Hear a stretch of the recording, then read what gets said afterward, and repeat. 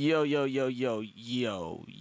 what's good, everybody? One Piece chapter 1073 dropped a little early this week, and you know what? It's a banger. So before we get started, go ahead and drop a like on the video. Make sure you subscribe, hit the notification bell. Guys, we are so close to 150 subscribers. We can smell it, we can taste it. We're almost there. So make sure you hit that subscribe button. Really helps the channel out. And let's get straight into it. Hey, listen! Yeah, so I cannot begin to explain to you guys the craziness that is this chapter. Oh my god, what Oda left us off with on the last chapter, he continues right in with this chapter. We begin on the cover page with the mad scientists. I see what Oda did there. And they're actually creating weapons. Vegapunk gets I guess the One Piece version of the Nobel Peace Prize for creating the GP flower, which is a flower that grows from gunpowder. So everybody who thought that the Mads dudes were just here for the greater good, I'm one of them. Yeah, jokes on us for thinking that these dudes are like good or something, because they're definitely creating weapons. But getting straight into the chapter, we pick off right from where we left off last time, and Stussy is doing battle with the CP0 members. Remember last chapter she actually bit Kaku on the neck, so Kaku is down for the count, and Rob Lucci's like, damn, I can't believe this. And Stussy's like, yo, if you don't believe it, well, you better do something about it. He actually goes to give her a finger pistol. However, she faints him, and first she pulls out a lipstick vial, and apparently it's sheathed with a sea stone. Hits Rob Lucci with a sea stone. Obviously he's a devil fruit user, so that makes him weak enough for her to follow up with a bite to the neck. She gives us some dialogue here, and she says, listen, I know you guys are strong. You're stronger than me, so I'm not gonna fight you head on, so please forgive me.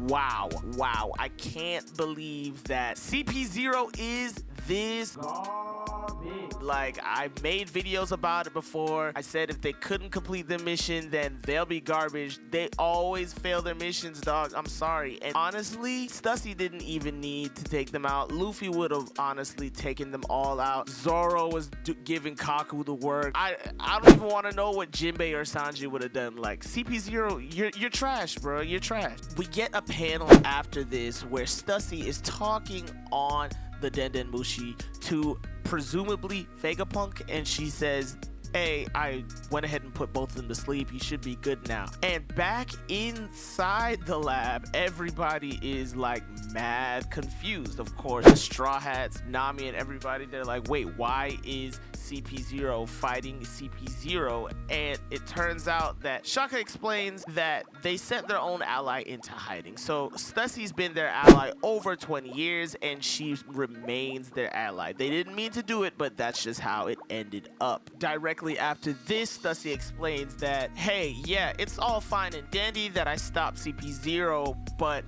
Lucci and Stussy have the same level of authority over the Seraphim, so unless Vegapunk or his bodies come out here and stop the Seraphim himself, there's nothing she can do to actually stop them. They're just gonna keep wrecking the lab phase until they come out here. So Zoro and Brook actually snap into action, and yeah, they start to recognize the Seraphim. They can't really put their finger on it, but they know that they've seen most of them before, especially, you know, Seraphim Jinbei, the S-Shark, and Kuma. But of course, Zoro takes real interest in the S-Hawk. So this is followed up by a panel of Lilith saying, oh, I'm finally outside. And as she gets outside, the S-Hawk locks on to Lilith and goes to slash her. However, Zoro blocks him, and he can see the resemblance between the S-Hawk and Mihawk. He knows exactly what's going on here, and Zoro even says, hey, I see some humanity in you, but at the same time, what the hell are you? Of course, before things get too out of hand, Edison goes ahead and commands the Seraphim to stop attacking. Shaka informs us that he put sea stone cuffs on Rob Lucci and Kaku, and just like that, the threat of CP0 doing any kind of damage is over. It was really, honestly, a little bit disappointing with just how weak and useless CP0 are, especially characters like Rob Lucci and Kaku, but hey, it's Oda's plan. Anyways, Edison invites Stussy to come with them off island, and Stussy agrees. So Stussy is an ally at this point. Right after this, we see that Luffy, he's looking for Bonnie. He doesn't know where Bonnie is, and he also cannot find Dr. Vegapunk, and we get dialogue from the narrator right here that says the event that is occurring is the disappearance of Dr. Vegapunk. That's a big one because we don't know what's gonna happen. They were about to go off island with Luffy. Now they're both missing, so that's gonna be we don't know what's gonna happen with that. From here, we actually cut to Sphinx Island, which is Whitebeard's home island, if you guys don't remember. And it turns out that while Marco was gone in Wano, or at least on his way back to Sphinx Island, the Marines attacked Sphinx Island. The kids there are absolutely terrified, and they're even explaining to Marco that these Marines, they actually sound like pirates. They're threatening them. They're saying that they want to take away Whitebeard's treasure, which we still don't know what that is. But they're saying that if they don't get the treasure, the world government can't protect you here. There's no laws in place that say that you have to be protected. And this is really sad to see. Honestly, this Marine kind of looks like Holder, but this is sad to see because these kids, honestly, in their minds, the Marines should probably be the good guys, but if anything, Whitebeard is their hero. Marco is their hero, and they protect Sphinx Island. And we actually see in the flashback that the Marines are so evil, so despicable, that they take aim at an old woman trying to get her to speak about Whitebeard's treasure. But before they can lay a finger on her, Weevil comes out of nowhere. That is right,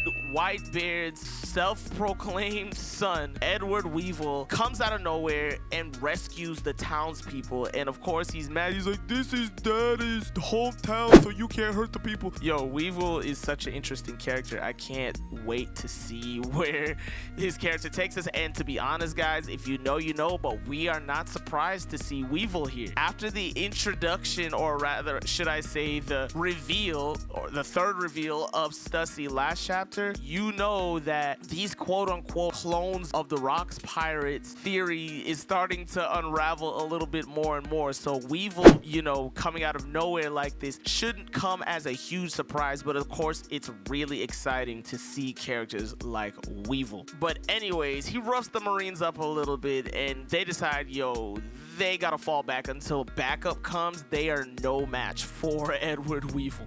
Right after that, we get a couple of panels of the kids basically telling Marco the story, and Marco says, well, I'm glad Weevil showed up. But Miss Backing shows up right after that and says, but what do you think happened after that? She reveals that Green Bull showed up to fight Weevil, and Weevil got captured. So the whole situation is a mess, and Backing is basically demanding that Marco not only hand over the inheritance of Whitebeard, because she is proclaiming that Weevil is her son, but also she's demanding that Marco go get Weevil back. Here we have the reintroduction of Mrs. Backing as the former Rocks Pirate member, scientist, Mad's resident Miss Buckingham Stussy. Yes, so everybody's theories were correct after the last chapter. Miss Backing is in fact Miss Buckingham Stussy, and Stussy that we know is a clone of her. Yo, this is insane. And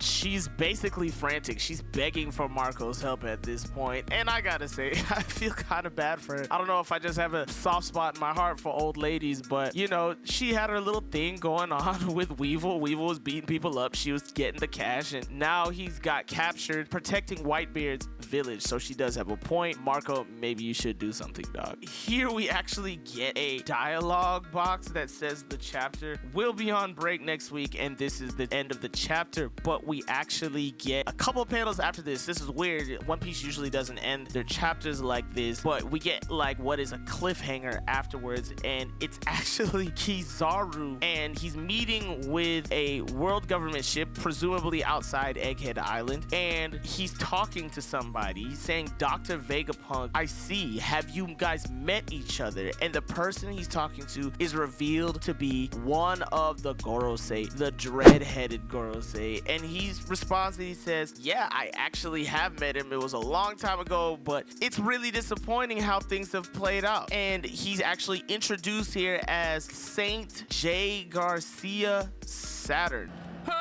Yeah, so Saint Saturn here, we finally got a name for one of the Gorosei. Yo, this is a big deal. So let me know what you think below. This is the actual ending of the chapter. So this is huge. Of course, we're gonna be on break next week, so there will be no chapter, but Oda has given us a ton of stuff to talk about. So please get in that comment section, guys. Let me know. Drop a like on the video. Make sure you subscribe, guys. We're almost at 150 subscribers. Really helps the channel. Please make sure you hit that sub button, hit the notification bell, because we will be dropping videos twice a week on this channel. And of course, this has been your host, your boy, your brother, Seafood That Guy speaking. Stay safe, stay healthy, and I will catch you guys next time.